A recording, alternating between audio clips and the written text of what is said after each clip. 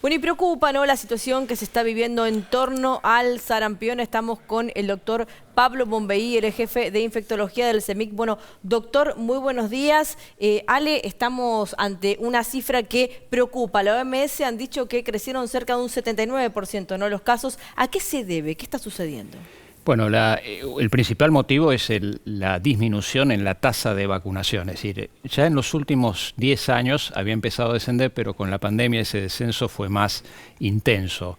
Y eso hace que esta es una enfermedad muy transmisible, más transmisible que el COVID a través del aire.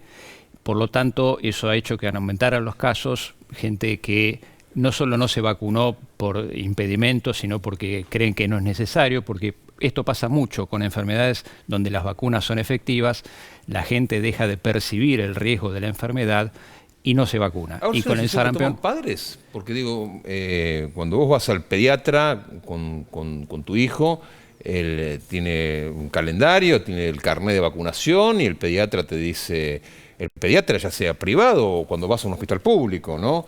Te dice, señor Puertas o señora Rodríguez, está el calendario de vacunación, le falta la vacuna del sarampión, tiene que darse la vacuna del sarampión. Claro. ¿Eso sucede o no sucede?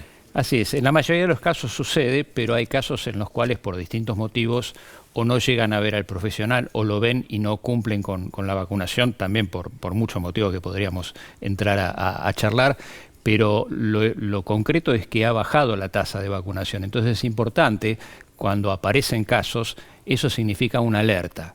Que si alguien se contagió, como pasó en Salta en enero, hubo un caso en un chiquito que no se encontró el contacto. Evidentemente hubo alguien más con sarampión que contagió a ese chico que no estaba vacunado. Y también ahora tuvimos otro caso de un chico que vino de afuera, del exterior, que tampoco estaba vacunado y se le detectó el sarampión. Y es importante también para el equipo de salud, porque el equipo de salud, los más jóvenes no están tan familiarizados con la enfermedad. Hoy cualquier enfermedad que nosotros llamamos exantemática, o sea que tenga erupción en la piel y fiebre, hay que sospechar sarampión. Justamente, y ante la sospecha, a ese punto quería ir, porque también ahora que empiezan las clases es importante que el cuerpo docente esté atento, porque sabemos que cuando los chicos van al colegio enseguida un compañerito contrae una enfermedad y replica en toda la población de ese establecimiento. ¿Cuáles son las pautas que como padres, madres y también como profesionales que están todos los días con los chicos tenemos que tener en cuenta? Bueno, como decía recién, la aparición de manchas en la piel, fiebre, en general la fiebre es elevada, puede haber algo de conjuntivitis, esos son los signos, puede haber tos también como manifestación, esos son las manifestaciones habituales del sarampión. Ante esa situación, rápidamente hacer la consulta, porque también es muy importante que el equipo de salud, el médico que reciba el caso, lo notifique rápidamente, porque se hacen acciones de bloqueo para que no se siga transmitiendo la enfermedad a otros chicos o a otras personas mayores. Además, no bajarle el precio a la enfermedad, ¿no? Porque quizás para muchos sea simplemente una eruptiva. Eso es muy importante porque la enfermedad tiene complicaciones. Teníamos la idea de hace muchos años que, bueno, nos contagiamos de sarampión y ya quedamos protegidos. Eso es verdad, pero también hay algunos casos que se pueden complicar con encefalitis, que es una inflamación del sistema nervioso central, con neumonía, con otitis, es decir, puede haber complicaciones y no sabemos quién se va a complicar. Cualquiera puede tener una complicación. Son enfermedades que se naturalizan y que no se las toma muchas veces con los recaudos que uno necesita, y es por eso el tema de la campaña de vacunación. ¿Qué se debe hacer para no descuidar esta situación, estar atentos y por supuesto intentar que esto no se acerque a la cifra que está diciendo la OMS? Recordar, todos los chicos al año tienen que tener la primera dosis al ingreso escolar, 5 años la segunda dosis, y a partir de los 5 años cualquier persona tiene que tener 2 dosis de sarampión, salvo los que nacimos antes de 1965, que se nos considera inmune porque ya tuvimos la enfermedad.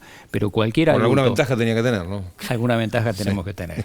Cualquier adulto nacido después del 65 tiene que asegurar 2 dosis o tener un examen de sangre que demuestre que haya tenido la enfermedad. A ver, doctor, lo cambio de tema, porque también se le ha bajado el precio al principio al dengue en la República Argentina. Nos asustábamos todo con el mosquito asesino que venía de Brasil, de Paraguay. Después nos empezamos a olvidar porque pasaban 4 o 5 años y no había novedades. Hasta que hace unos 7, 8 años empezó a establecerse, a cronificarse la enfermedad en la República Argentina hasta los números del año pasado y del presente que son realmente preocupantes. Pero claro, ahora nos encuentran con que hay, no quiero exagerar, pero millones de argentinos que ya tuvieron en algún momento la enfermedad y la reinfección es otro tema. Sí, el dengue ha crecido en todo el mundo, en las últimas décadas ha aumentado en forma muy importante, y lo que nosotros veíamos habitualmente acá en la Argentina es que había brotes cada 3 años aproximadamente. Claro. Nosotros tuvimos un brote muy grande el año pasado, 2023, y sin embargo este año estamos viendo una actividad, decimos nosotros, cantidad de casos de dengue similar o casi mayor a lo que veíamos el año pasado a esta misma altura del año. Porque arrancó antes, además. Claro, Claro, y el dengue, provincias. exactamente, y además el dengue, el pico habitualmente uno lo ve en abril, mayo, es decir que estamos comenzando, y lo que se vio el año pasado, que no se había visto otros años, es que todas las semanas se reportaron casos en el país. Es decir, estamos viendo un cambio en la epidemiología del dengue, y eso lo vemos todos con números de casos de dengue que nosotros vemos en nuestros centros de salud, gente que consulta, gente que se interna por dengue, así que está siendo una enfermedad, como comentaba Alejandro, que está aumentando. La gente en que los se últimos interna con años. dengue es gente que normalmente ya ha tenido la infección y se ha reinfectado, ¿no? Bueno, muchas veces es difícil de precisar eso, porque por ahí no tiene el antecedente, no lo sabe. Hay gente que puede haber tenido dengue y haberlo tenido asintomático, entonces no lo sabe. Nosotros hemos tenido casos de internados que no reconocen haber tenido dengue previamente. Los motivos de internación a veces tienen que ver con un control más estrecho, porque bajan mucho algunos parámetros de laboratorio, o porque las personas con algunas otras enfermedades pueden tener mayor riesgo de complicaciones por dengue también.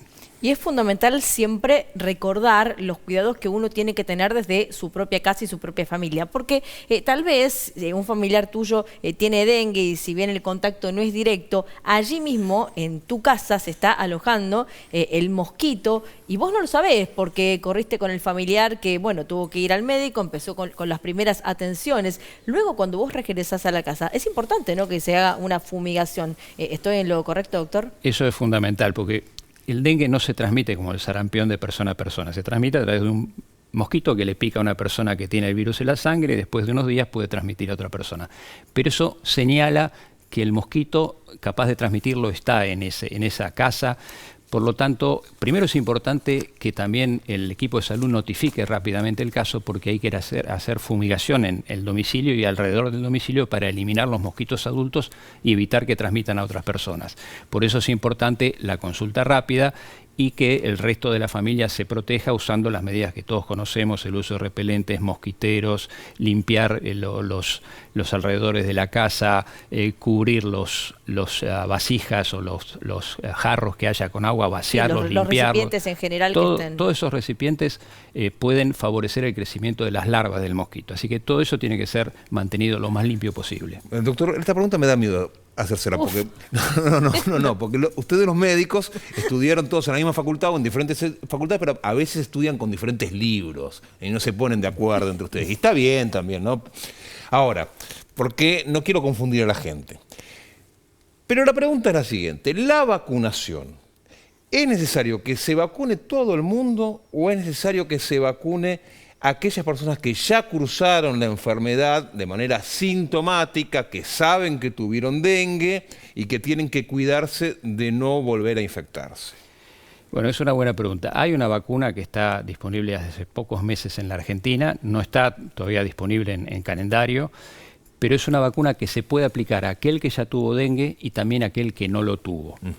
Es decir, que es una vacuna que si uno tuvo dengue, como mencionabas, tiene mayor riesgo de alguna complicación, entonces por ahí tiene una mayor motivación para vacunarse, pero se puede aplicar en ambas situaciones, quien lo haya tenido y quien no lo haya tenido. Le pregunto porque es cara la vacuna, entonces uno se pregunta, no tuve dengue, ¿tengo que vacunarme? Sí, nosotros vemos gente que ha tenido dengue y se quiere vacunar porque conoce la enfermedad y dice no la quiero volver a tener. Claro. Y gente que no la ha tenido pero que vive en lugares donde hay muchos casos de dengue y dice yo me quiero vacunar y se puede vacunar aunque no lo haya tenido. También es recomendable para gente que se tiene que ir de viaje a un lugar donde sabe, ¿no?, que predomina más la existencia del mosquito, o bueno, no es necesario. Bueno, es también una buena pregunta, porque la vacuna tiene 2 dosis separadas por 3 meses, o sea que yo viajo dentro de pocos días, no sirve para nada. Me voy a ir con una sola dosis, entonces lo ideal es que esa persona tenga el esquema completo de las 2 dosis. Bueno, el tema es que el calor no ayuda, ¿eh? No, no ayuda para nada. El calor clima no. y la lluvia, mucho menos, porque... Gracias, doctor.